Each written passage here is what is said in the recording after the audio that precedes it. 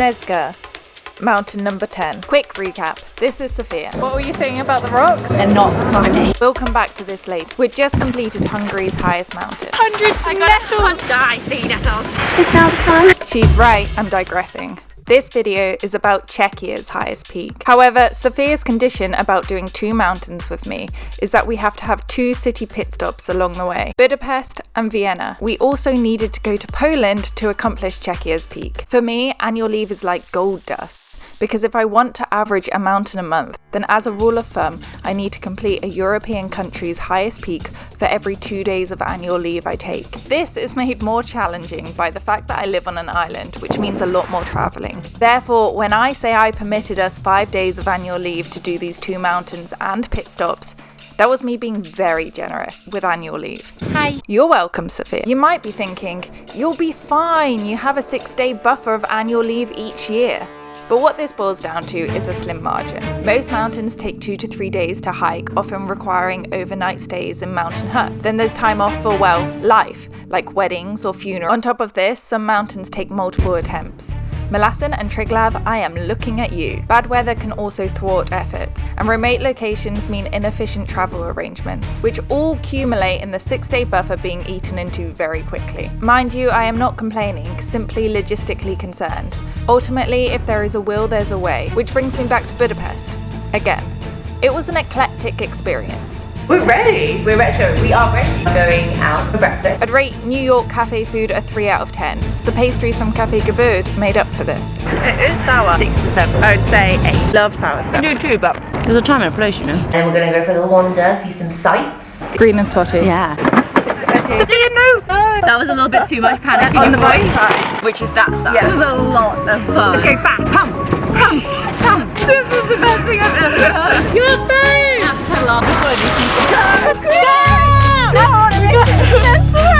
Things are very hard. Okay, they went down that way. Yeah. There you go. Now I feel like we're in the Flintstones. Yeah. And on that high note, it was time to leave. Something to not underestimate about Sophia is how much she loves wine. How's the Parliament car and something else? As demonstrated 1 hour earlier. That, right there, that's Sophia running great lengths to get a bottle opener. She scoured for this in the market, but then lost it. You got it. I will do anything for the important things in life. Yeah. You're struggling, huh? No, luscious and delicious. It's coming true. Just so that we could have Hungary's specialist wine on the train to Vienna. In Hungary they speak Hungarian, and in Czechia they speak Czech, but in Austria they speak German. I'm like 350. Sophia's critique of Chambron Palace was that these flowers are too organised for my liking. so we moved swiftly on. Okay, where are we? Belvedere Palace. Tell me your favourite thing about today. Eating Louise's cornichons. Like what? Cornichons, the gherkins. Oh really? Was that your favourite thing? Oh, because pickles are made from like, maybe they're baby pickles, maybe they're... We then took a picnic up into the vineyards because the vineyards were closed, which required some forward planning. Wait for the big reveal. These guys. The reason why these aren't broken is because Sophia was looking after them. Pardubice. 1:10 train from Vienna to Pardubice, £58 each. Yeah. Just gonna have to stomach it, aren't I? Yeah. Trip has begun to Pardubice in Czechia. We are hopefully picking up a car and then driving to Karpats, which is in Poland. The problem is that our train is 17 minutes late, so it's going to be a bit of a scramble, an hour and a half, and then we have the change. When travelling with Sophia, this is a rarity. This is more like it. And a map of Europe and was like having a little zhuzh around, and I noticed that the border between Serbia and Kosovo is not a straight line, it's a dotted line, and I was like, you know what, I don't know anything about Kosovo. Now we do. From Wikipedia. Now we're girls on wheels. So I'm on the right side, Yeah. which is that side. Yes. Ahoy is hello. We are rolling. We are the masters of our own destiny.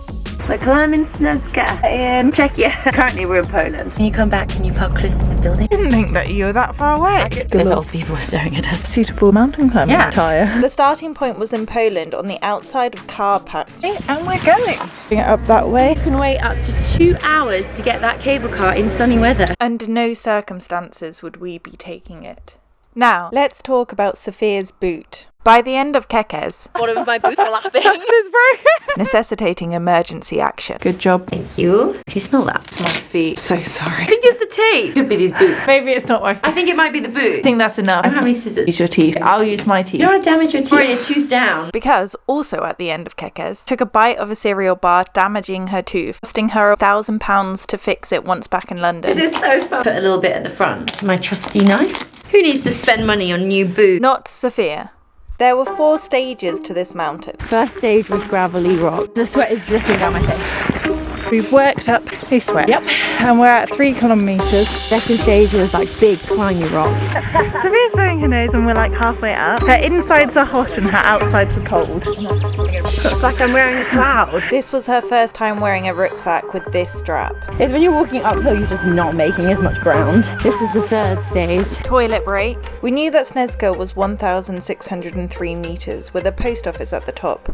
But we had some confusion over which part of Sněžka was Czechia's highest point and which parts were in Poland. Essentially here or here. Czechia walked to the top. The top is just in Poland. Is that right? We can see the highest point. We think it's a post office. There's a little hut with a post office in that is on the border but just on the Czechia side. So I think that is the highest point of Czechia. But then if you keep following the path, you get to the highest point of the mountain. And we're going to send each other a postcard. Wait, does that mean I have to think of something funny to say? We just know that I'm the funny one.